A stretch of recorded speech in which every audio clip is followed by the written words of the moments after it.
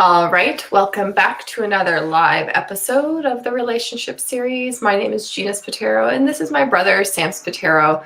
On the relationship series, we always talk about the matters of the heart and mind. And tonight is a very, very interesting topic because not only is it throughout the media right now, and a lot of people are gaining traction on social media and the effects. But there's been a lot of, data that has come out recently about certain manipulation tactics or effects on mental health that we will discuss in a little bit. But stay tuned because it's a very interesting conversation, especially for parents or soon to be parents or people in relationships, etc., or people who just are striving to understand their own habits and possibly rearrange those patterns within their lives. So stay tuned. How's your week been, Sam? Fantastic week. We just wrapped up a big project today, on to another one. For some of you that don't know, I also have a construction company specializing in custom masonry work. So we just wrapped up a big project, heading to another one.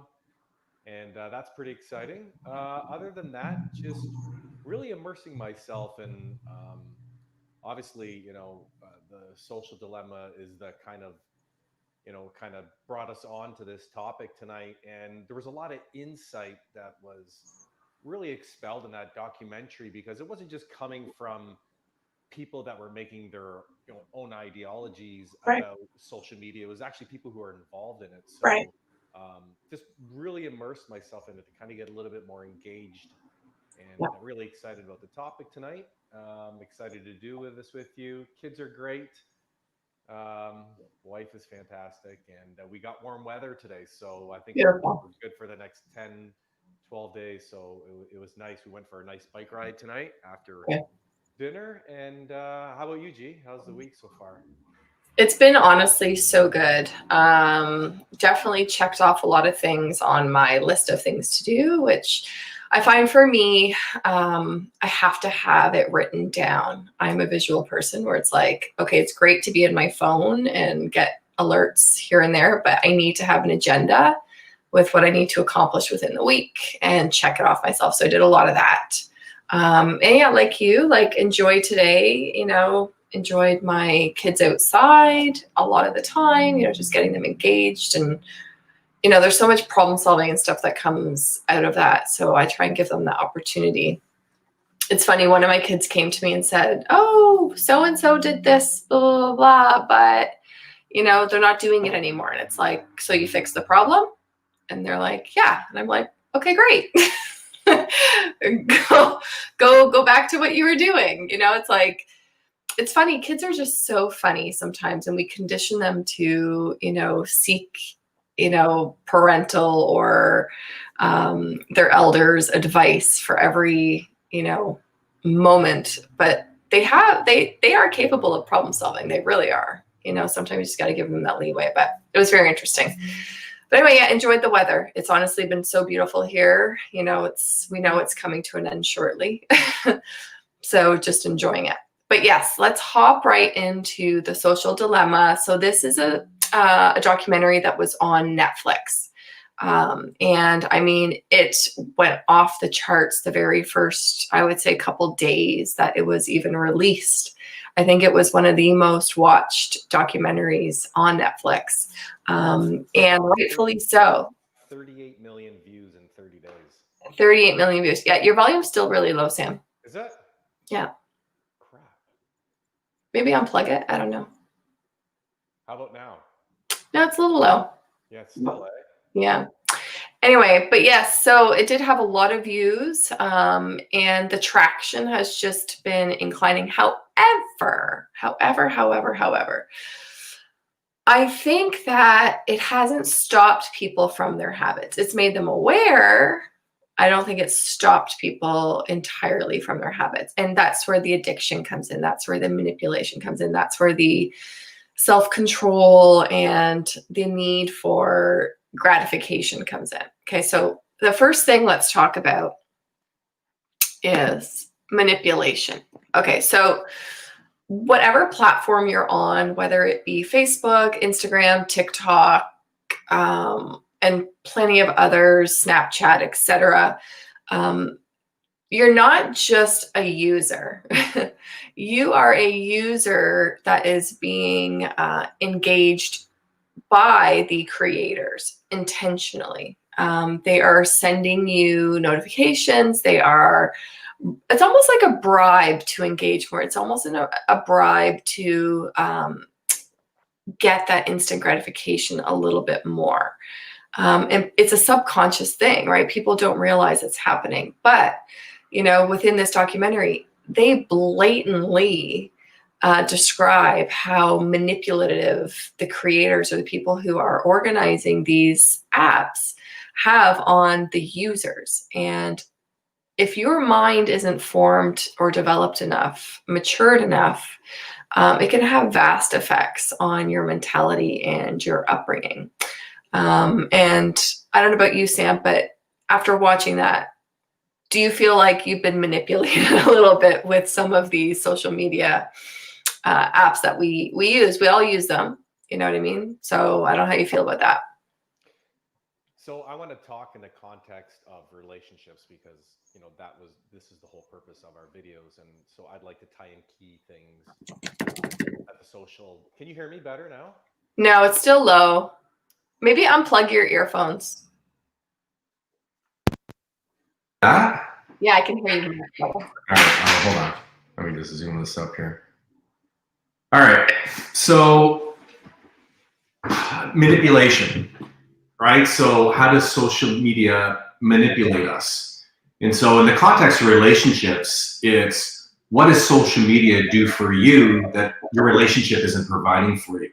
Right. So there's so many statistics that I've researched since we talked about having this topic about how it's increased infidelity, how it's increased child suicide, loneliness, mental health issues.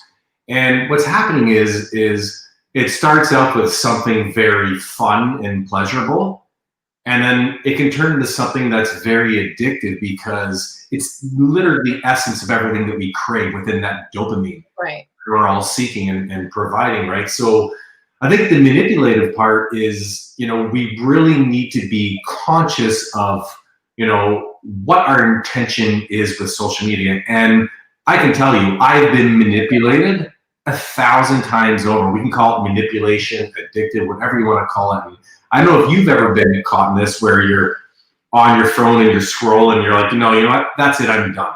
But you just keep flicking and flicking and flicking because, like you said, they design the algorithms to make sure that that next thing is there is maybe not the exact same thing that you're watching, but it's something that's correlated to it.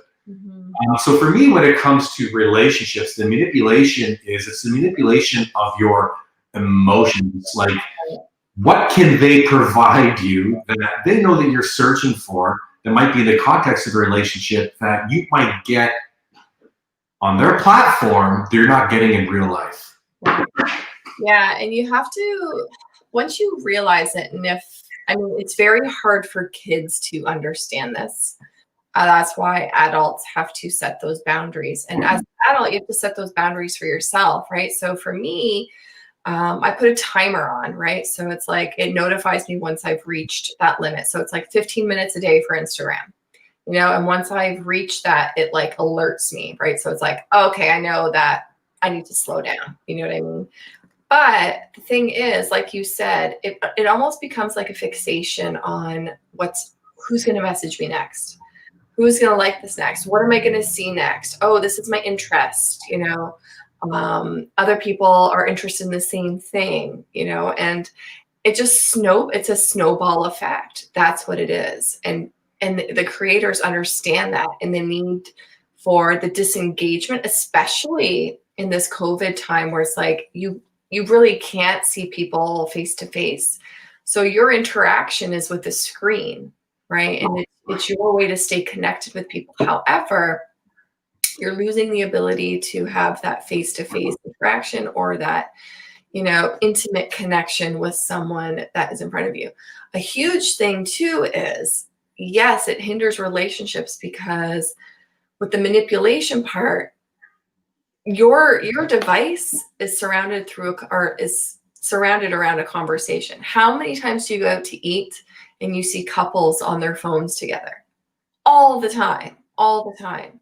And it's like they're just scrolling through until they get their food, or they're sharing what they see on their phone with their partner or whoever they're with while they're eating. And it's like, just disengaging for 30, 40 minutes is very difficult for people.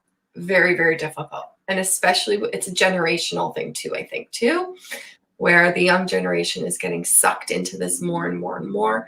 They're not understanding the use of social media and the intention that it is good for, whether it's branding, whether it's, business opportunities, etc., or if it is staying connected with loved ones through interactions of face-to-face communication, etc.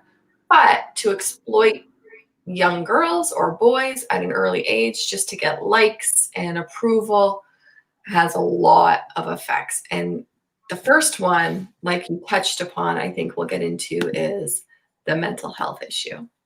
Now, I know this is your wheelhouse, Sam. And I know that you deal with a lot of people who suffer with anxiety, depression, etc. Have you seen any of the social media effects with those people or those couples that you have reached? So I just think I want to touch on that first one a little bit. If you look at when we were kids, right? What were some of the things that we were addicted to?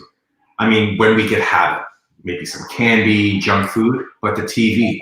The problem is you have a walking TV and media platform with you 24 hours a day, right? So it's the accessibility that makes it so addictive. It's legalized heroin in your pocket, right? So there's no limits on it, and that has a huge impact. And so the mental health side on social media, and once again, tying it into relationships. So when it comes to anxiety, there's countless studies that I had that, I don't know what happened. I went to print it, but it got deleted. But anxiety is on the rise, depression is on the rise, loneliness is on the rise. And it's all contributed to the fact that we are so disengaged from the realness and human connections that we need, because we can go and scroll some famous celebrity and send them a comment in hopes of getting something back, or engage with people who have similar interests in things that aren't really going to make the relationship better or your mind better. So it's an addiction. Yeah. It's addictive, and it is one of the number one contributors to the rise in anxiety and mental health, because is on the rise in young kids.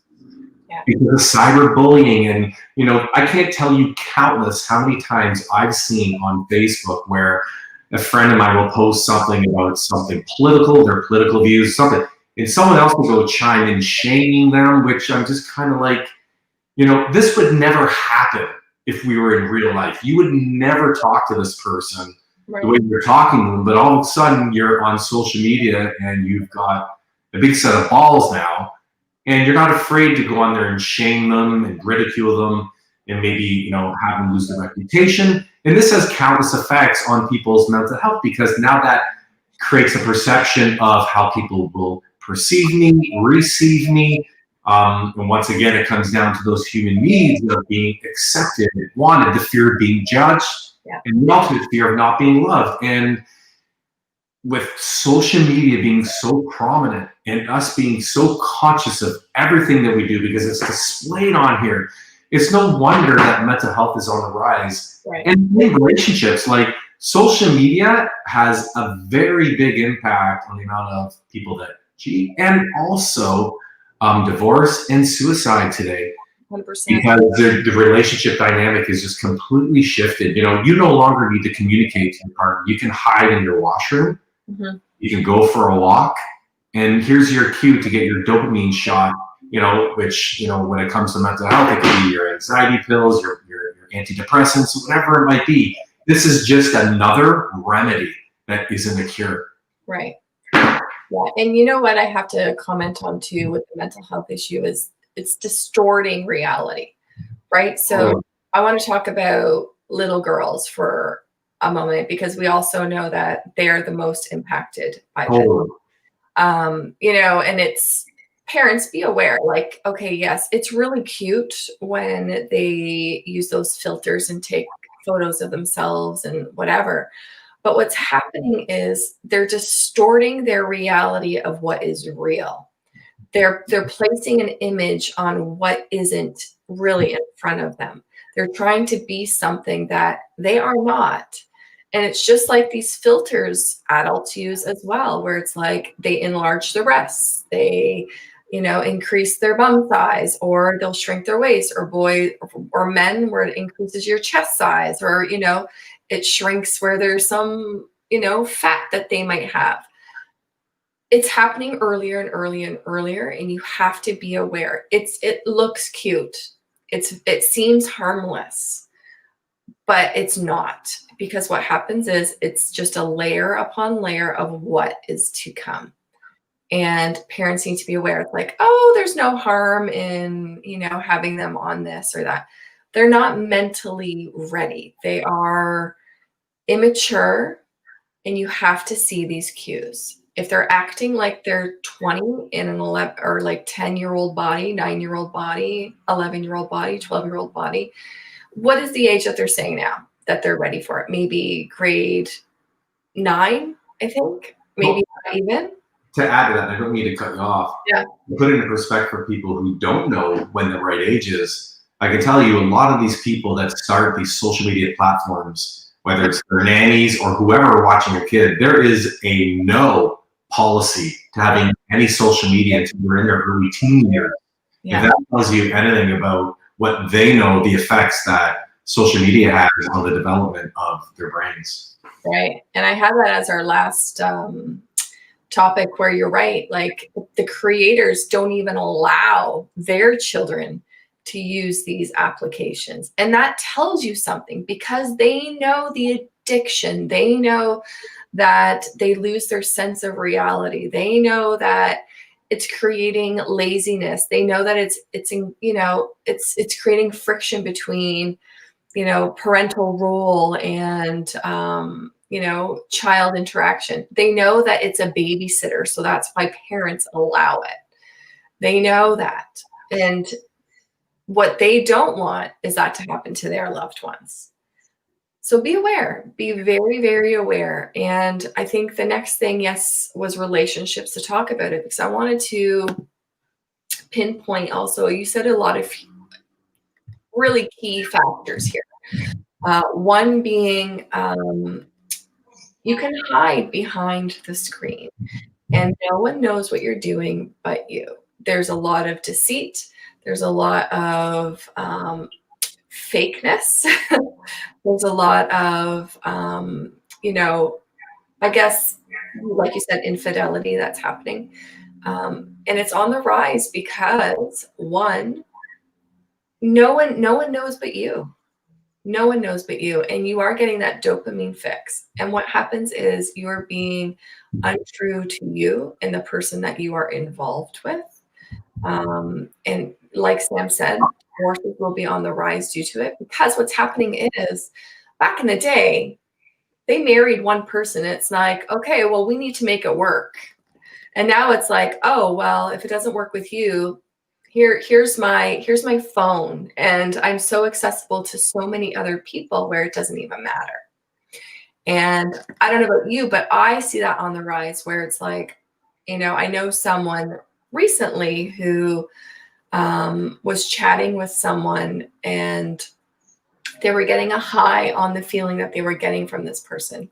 And lo and behold, weeks later, they end their relationship with their spouse or their fiance.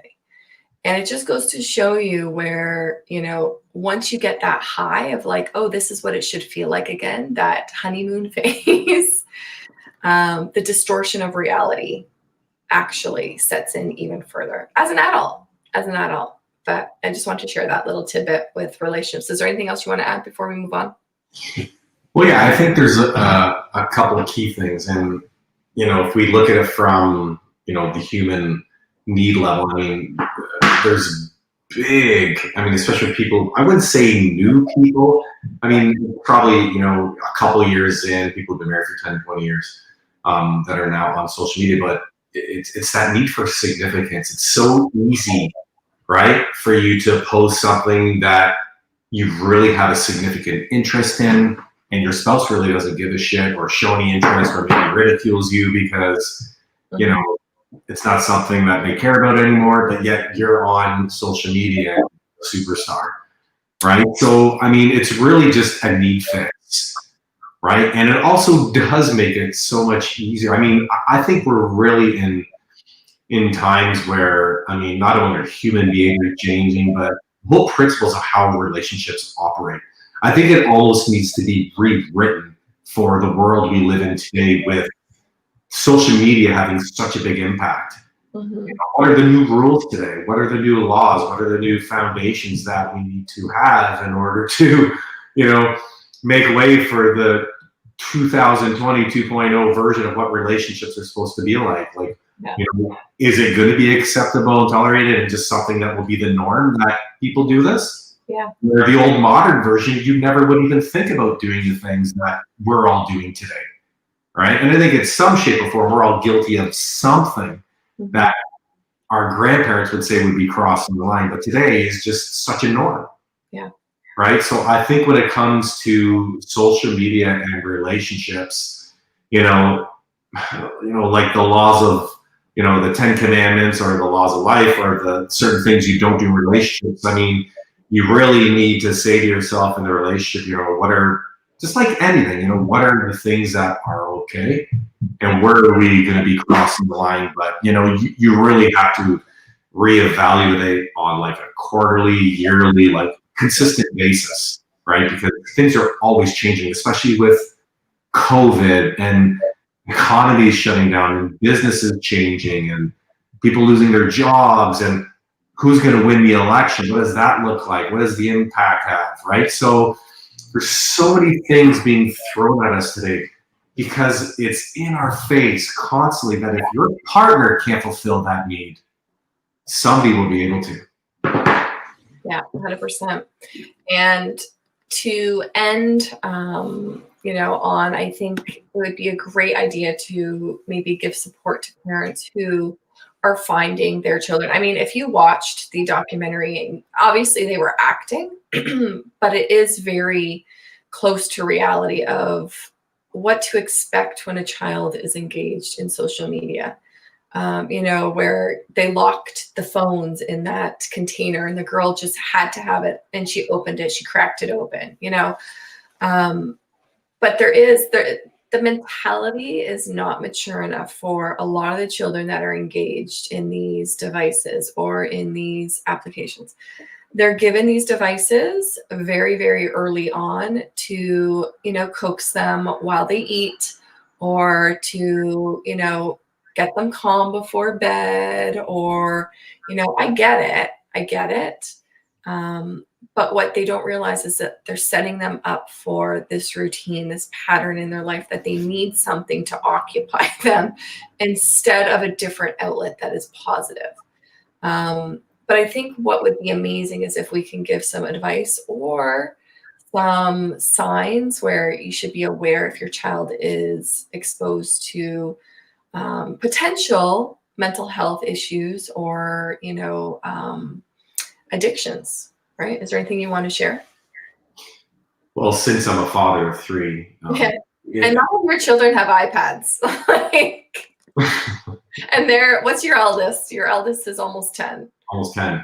And yeah. 10, 7, 5. Yeah.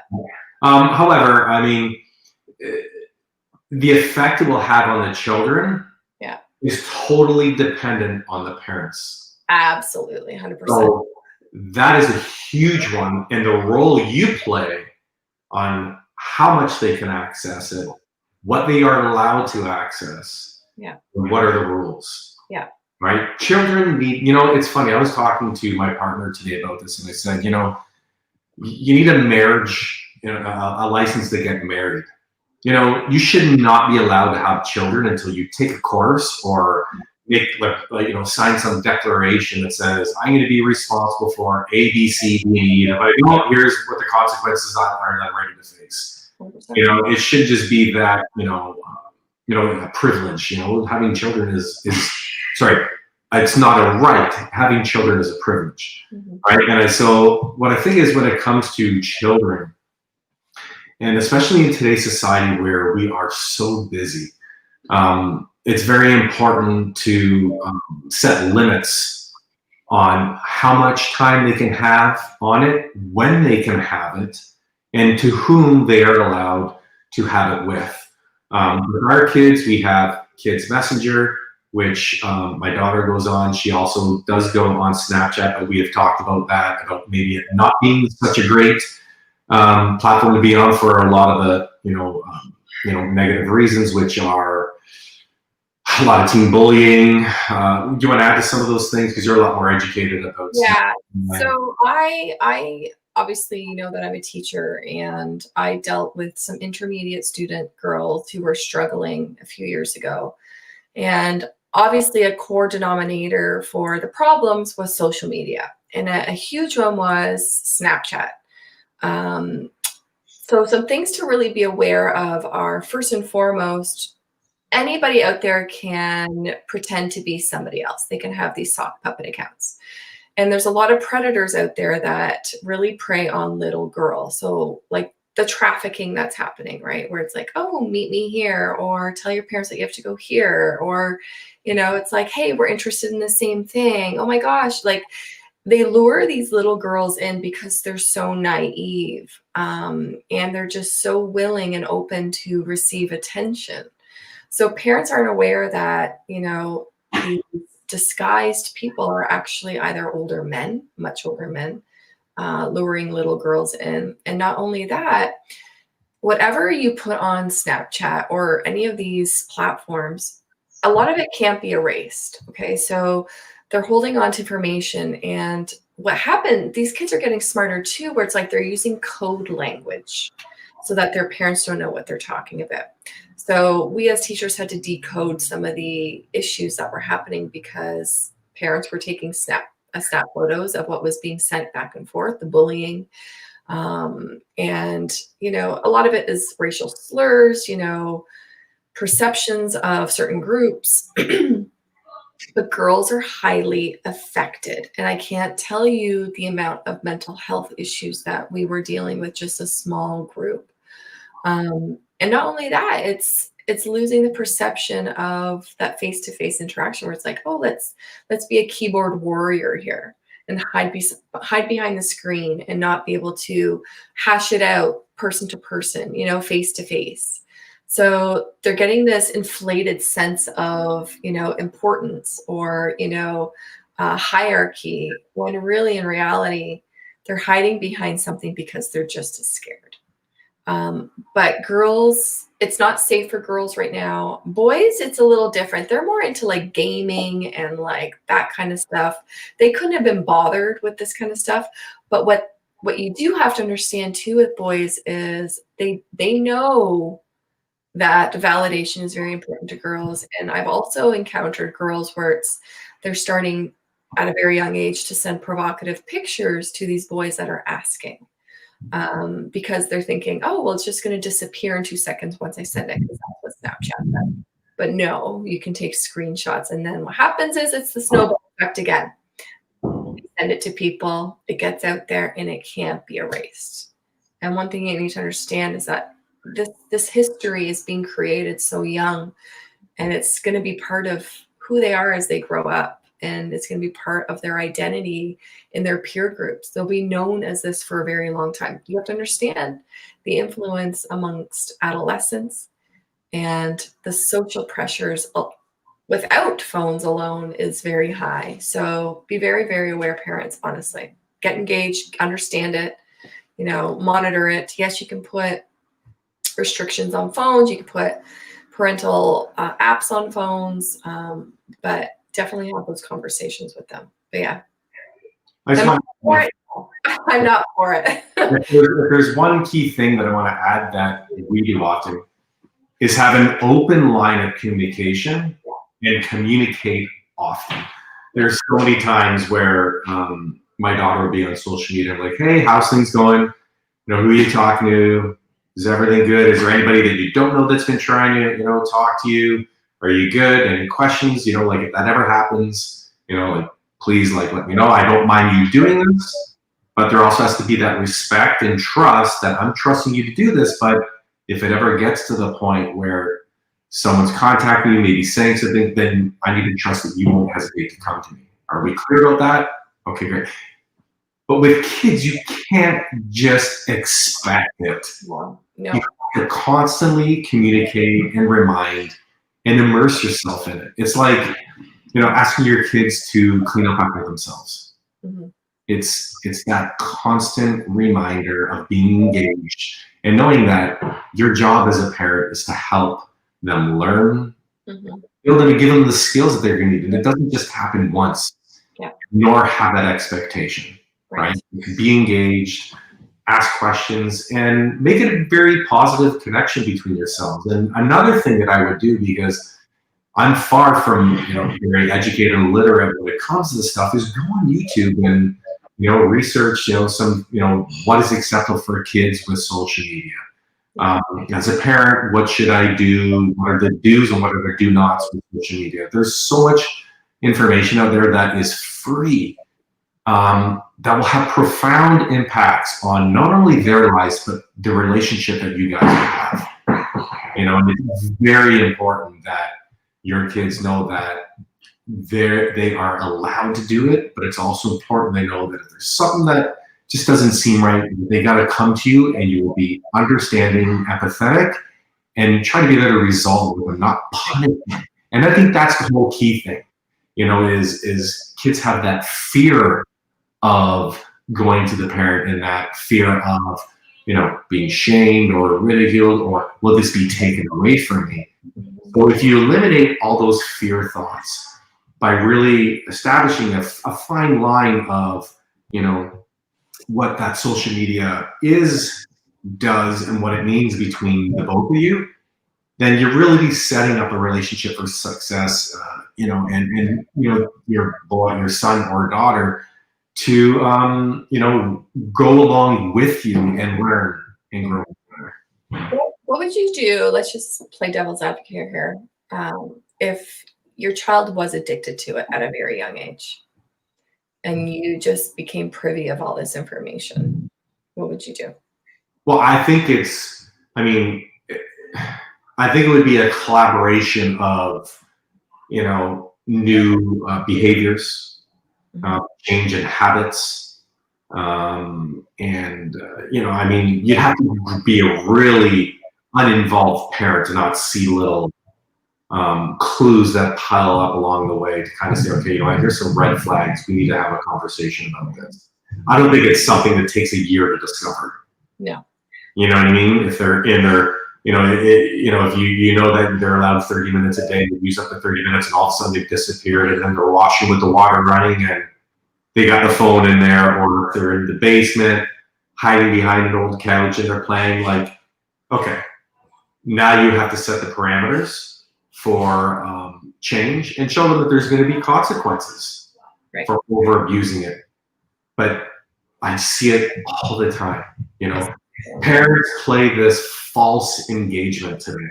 You know, it's like they care, but their actions don't follow how much they care with the words. You know, because they're so caught up in their own shit. That the kids eventually know through conditioning that they're just going to be able to get away with it anyway. And all of a sudden you have this addicted child. And how did this happen? Well, you allowed it to happen. And a child who gets addicted to social media, is the parent is solely to blame and be responsible. I agree, 100%. Right? A kid just doesn't get addicted to this. No. You have to be allowed. Who bought it for them? Who introduced it to them? So let's be very clear. You know, a parent's responsibility is to guide and nurture and allow your children to find themselves and their nature and their meaning and purpose in life. But your job is also to guide them, set some rules, and be engaged. You know, and I gotta say, I'm not perfect at this. My wife is the one who's really amazing at it. But one of you needs to be on the ball for sure. I agree 100%. On that note, is there anything else you want to say, Sam, before we end this? No, actually, I think it's really important that if you haven't watched The Social Dilemma, I would recommend watching it. It was really amazing, the information that was in there. Joe Rogan actually just did a podcast with Tim Dillon, who I believe was the person who did the documentary. And these are all people that are ex-CEOs of Facebook, Twitter, like all these high-profile social media platforms that share their insight as to what social media is today, but what it wasn't 10 years ago. And it might not only help your kids, but get a better, but it might help you to understand why you are where you are today, and maybe the addiction you do have to social media. I'm telling you, my viewpoint is get back to the basics. Go a little bit back to the basics. Sometimes I just feel like taking a hammer to this, deleting all my stuff, and just going back to normal. I do too, 100%. I mean, there are amazing benefits. We get to do this. Yeah. We get to share our interests, our passions, and hopefully make a difference in somebody's life, or maybe someone will get something out of this. But like anything, there's always negatives if you abuse it. Right. So I think, when it comes to matters of the heart and mind, when it comes to relationship, you need to have an equitable balance approach to this. Yeah. 100%. I agree. Be aware. That's it. Be mindful. And honestly, parents, you're solely responsible. And the heat is on you because obviously you're the one buying the product. You're the one introducing it to your children early on. Understand the effects, understand the positive uses for it, and vice versa. Like, I mean, even in my class, I rarely use iPads. I use it for tools. So if students are stuck on a word, they can ask Siri how to spell a word to help them. It has amazing attributes for, daily function, but you got to understand what they are. Are you soliciting a child's behavior to be, liked and validated, or are you using it as a tool? Are you using it as an instrument to help their growth and development? So understand the difference, and even as adults as well. So on that note, this is Sam and Gina Spataro talking about matters of the heart and mind with the relationship series. Please don't forget to like, subscribe, and hit that notification bell. Ciao for now.